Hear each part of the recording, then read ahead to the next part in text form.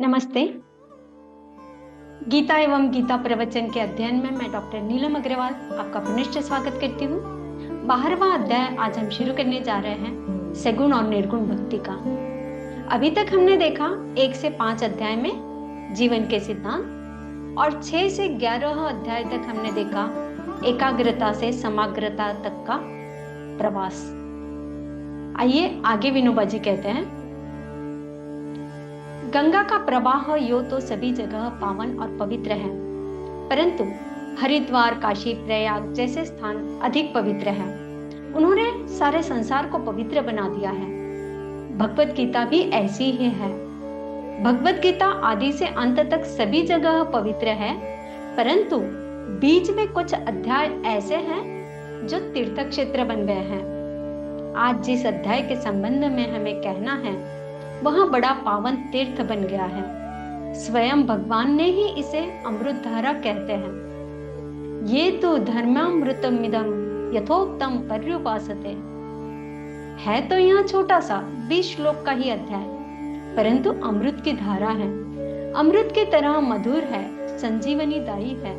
इस अध्याय में भगवान के श्रीमुख से भक्ति रस की महिमा का तत्व गाया गया है। वास्तव में 6ठे अध्याय से भक्ति तत्व प्रारंभ हो गया है। 5वें अध्याय के अंत तक जीवन शास्त्र का प्रतिपादन हुआ। स्वधर्माचरण रूपी कर्म, उसके लिए सहायक मानसिक साधना रूपी विकर्म, इन दोनों की साधना से संपूर्ण कर्मों को भस्म करने वाली अंतिम अकर्म की भूमिका। इतनी बातों का विचार पहले 5 अध्यायों तक हुआ। इतने में जीवन शास्त्र समाप्त हो गया।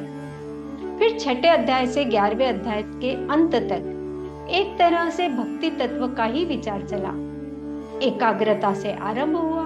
6ठे अध्याय में बताया गया कि चित्त की एकाग्रता कैसे हो सकती है, उसके क्या क्या साधन हैं और उसकी क्यों आवश्यकता है। 11वें अध्याय में समग्रता बताई गई।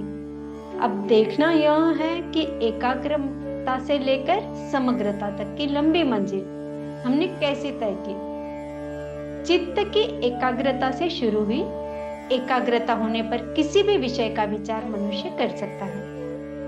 चित्त की एकाग्रता का उपयोग मेरा विषय से ले तो गणित के अध्ययन से हो सकेगा, उससे अवश्य फल लाभ होगा, परंतु वह चित्त की एकाग्रता सर्वोत्तम साध्य नहीं है।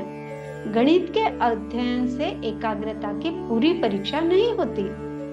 गणित में अथवा ऐसे ही किसी भी ज्ञान प्रांत में चित्त की एकाग्रता से सफलता तो मिलेगी, परंतु यह सच्ची परीक्षा नहीं है।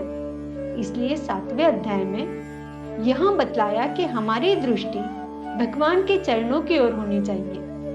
8वें अध्याय में कहा गया कि भगवान के चरणों में एकाग्रता सतत बनी रहे। हमारी वाणी, कान, नाक सतत उसी में लगे रहे, इसलिए आमरण प्रयत्न करना चाहिए। हमारी सभी इंद्रियों को ऐसा अभ्यास हो जाना चाहिए।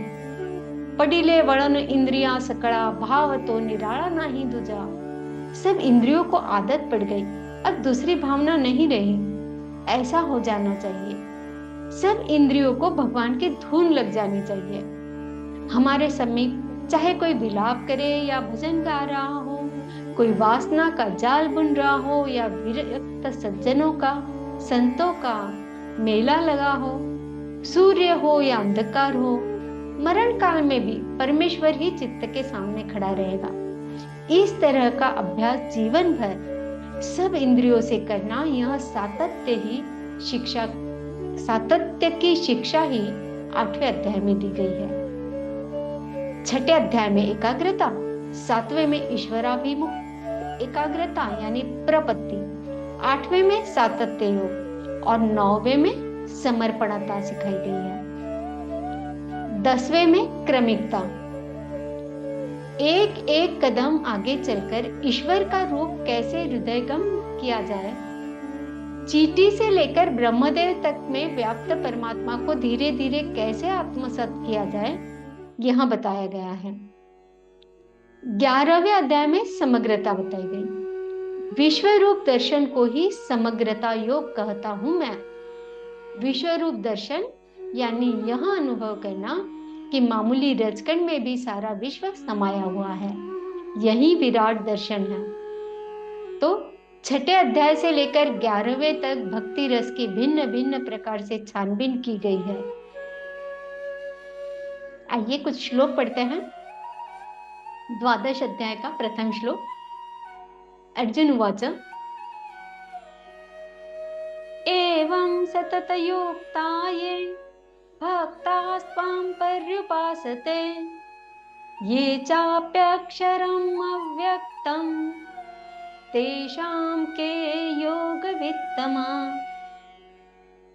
अर्जुन बोले, जो अनन्य प्रेमी भक्तजन पूर्वोक्त प्रकार से निरंतर आपके भजन ध्यान में लगे रहकर आप सगुण रूप परमेश्वर को और दूसरे जो केवल अविनाशी सच्चिदानंद घन निराकार ब्रह्म को ही अतिश्रेष्ठ भाव से भजते हैं, उन दोनों के उपासकों में अति उत्तम योगवेत्ता कौन है? श्री भगवान उवाच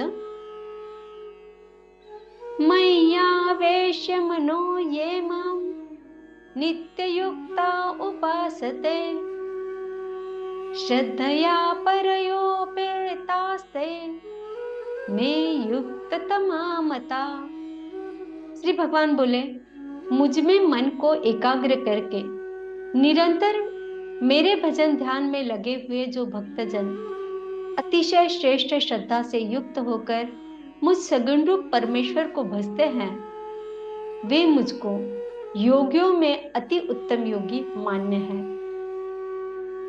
श्री कृष्णार्पणम।